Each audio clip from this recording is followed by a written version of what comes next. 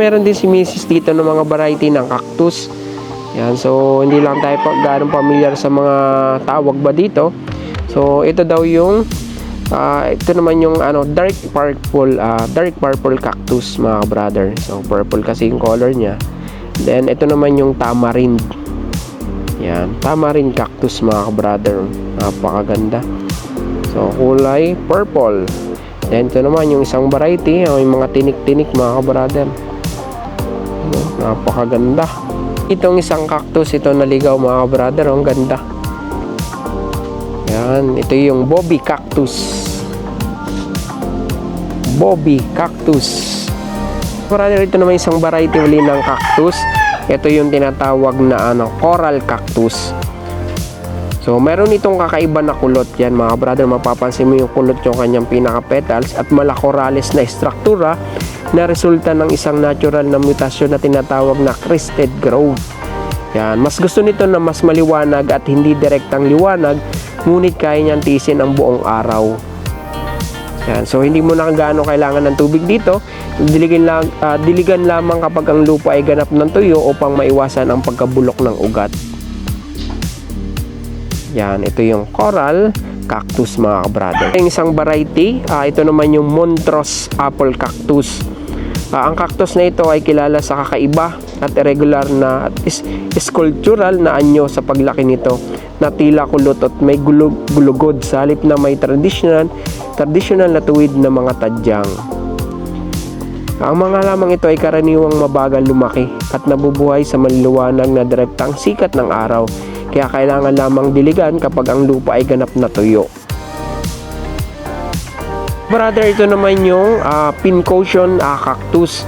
So mga natatanging katangian nito, nagtatampok ng mga kitang-kitang pyramidal hanggang conical na tubercle na may mga kumpol ng tinik at puting lana sa mga axel. Mumulaklak naman, gumagawa ng maliliit, matingkad na kulay rosas hanggang kulay rosas na lila na mga bulaklak. Kadalasan namumulaklak ng paikot-ikot malapit sa tuktok ng halaman. Sa pag-aalaga nito, lumalaki sa maliwanag at direktang sikat ng araw at nangangailangan ng maayos at pinatuyo na lupa. Nangangailangan ng regular na pagdidilig sa tag-araw, ngunit mas kaunti sa taglamig. Brother, may isa pa tayong variety. Ito naman yung barrel cactus. So mga katangian nito, mga brother, hugis bilog na may nakausling mga tadyang at mahahaba na matutulis na tinik. Yan, mapapansin nyo, mga brother, may mga tinik siya. Sa pag-aalaga naman, mga brother, nangangailangan ng lupang mahusay ang kanal at sensitibo sa labis sa pagdidilig. So ang itsura nito, berdeng katawan na may puti hanggang mapupulang mga tinik. Yan, so ito, mga brother, yung barrel cactus. Variety natin, mga brother, ito yung kabilang sa mga isang kilalang grupo ng mga cactus na may tainga ng koneho. Yan. So ang itsura nito, ang mga cacti na ito ay may mga patag, mamasamasang parang mga tangkay na nababalutan ng maliliit. Mukhang hindi nakakapinsala, ngunit nakakainis sa mga balahibo na tinatawag na mga glochid. So sa pag-aalaga nito, mga brother, lumalaki ang mga ito sa maliwanag na sikat ng araw at nangangailangan ng maayos na lupang may kanal, so upang maiwasan natin ang pagkabulok ng mga ugat.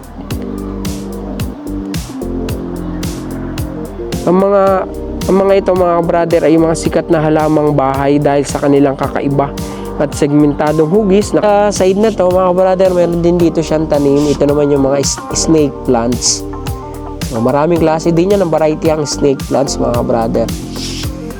May yellow yung pinaka-gilid ng kanyang dahon. Ang tawag dito, mga brother, ay golden flame. So maganda dito, mga brother, sa pag-aalaga ng mga succulents na gaganito. Hindi mo na kailangan dito ng maintenance, mga brother. Matibay ito sa mga tagtuyot. Mas gusto nito yung mas maliwanag at hindi direktang liwanag, ngunit kanyang tinitis sa mga kondisyon ng mababang liwanag. So sa pagdidilig naman nito, mga brother, kailangan diligan mo ng mabuti kapag ang lupa ay ganap ng tuyo upang maiwasan ang pagkabulok ng mga ugat.